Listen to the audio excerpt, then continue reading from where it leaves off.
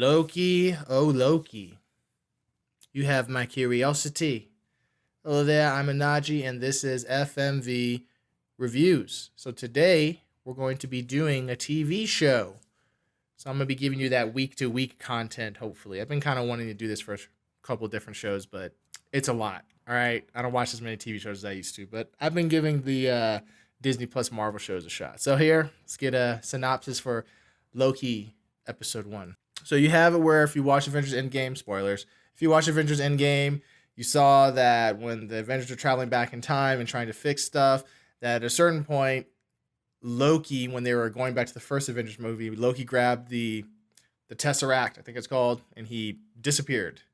So now this series is basically picking up where he went. So what we see happen is that because he traveled through time, there is a agency called the TVA that basically manages the timeline to make sure stuff doesn't get too out of order. So a big chunk of this episode is basically they have Loki and you're trying to figure out what the TVA is and what they exactly want with Loki. So that's kind of my synopsis without giving too much of a spoiler right now. I cannot promise that I won't give more spoilers.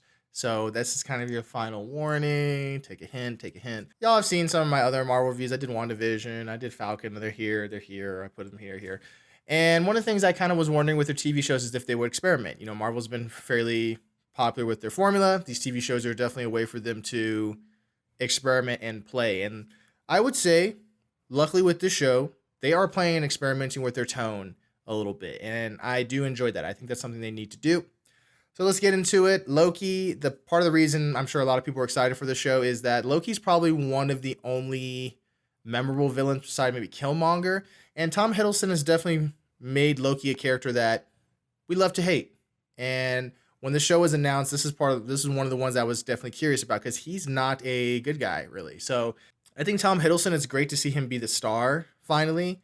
And he does a really good job here. It's interesting seeing him give Loki different range. He's almost kind of giving us an interesting performance of Loki from like 10 years ago, which is really interesting. But there's also little funny moments. And there's some surprising emotional moments I think they get from him. I remember kind of seeing it in the first Thor when him and Thor are getting to that argument, but they allow him to do more here. And it definitely makes me excited to see Tom Hiddleston get to shine. I think the other big name that was attracting people to this is the fact that Owen Wilson is in this. At least in my opinion, I think Owen Wilson has kind of stepped away from the spotlight. I kind of have a interesting relationship with Owen Wilson because I'm a kid of the 90s, and my impression of Owen Wilson back in the day was that he was like a ladies' man. He always played kind of goofy dudes. He got kind of made fun of a little bit for being goofy, but if you see him in like the Wes Anderson stuff, he is a good dramatic actor. So it's nice to see him get to play one, I think, because we haven't seen him in a while. He doesn't have as much of that baggage of the Owen Wilson, like, wow, kind of thing going on.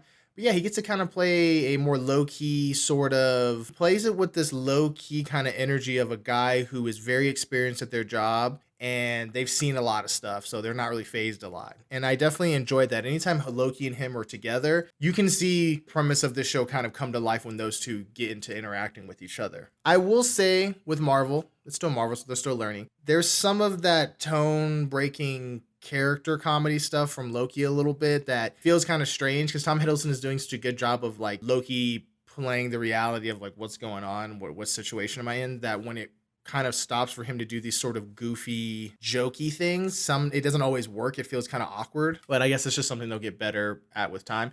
And if I were to say another misstep for this episode is that there's this, I mean, it's well shot, but there's this DB Cooper sequence that's kind of awkwardly thrown into the episode, and I didn't really know what it's doing there. I mean, it's shot well, it's done well, but I just didn't really understand like what it's doing there. But I do think there's one positive thing about this is that I think it makes the case for Tom Hiddleston being James Bond. He's so smooth in this sequence.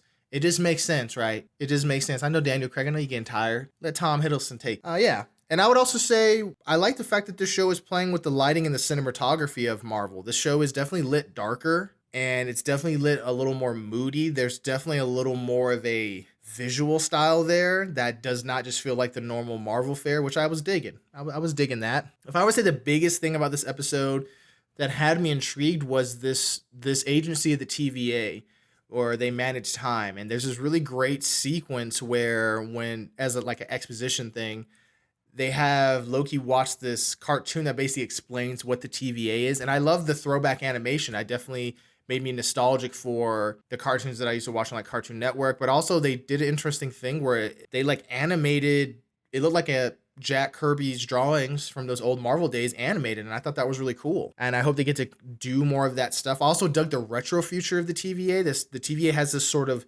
70s future look. The technology has this sort of worn feeling to it. The color tones are very sort of brown and muted, and I thought that was pretty cool. Like it adds it kind of makes the TVA feel a little more real, which I'm digging. I hope to kind of see more of the TVA and what they can do with all the shenanigans and time travel stuff. I think the music was cool too. It's using this like synth score with it that's fairly popular now, but it kind of uses sounds that are not as warm. And I guess maybe because Loki's the protagonist, the music can sometimes become like sinister and threatening, and I like that. I like the fact that they're letting the music play around and do more stuff. So overall, yeah, I think this was a strong premiere episode. I'm definitely curious. I'm definitely gonna. I mean, there's only 6 episodes, but I'm down for the 6 episodes, at least if they're similar to this first episode. And I'm definitely curious to see where we go. So yeah, I think ultimately for this premiere, I would give Loki episode 1 a really high 7. I'm definitely intrigued. I definitely think part of what kind of holds this episode back is that it's having to do a lot of table setting. Like we're spending a lot of time in the TVA. We're not really getting to see a lot of exciting stuff yet. But it's one of those episodes where they got to set the table before we take off.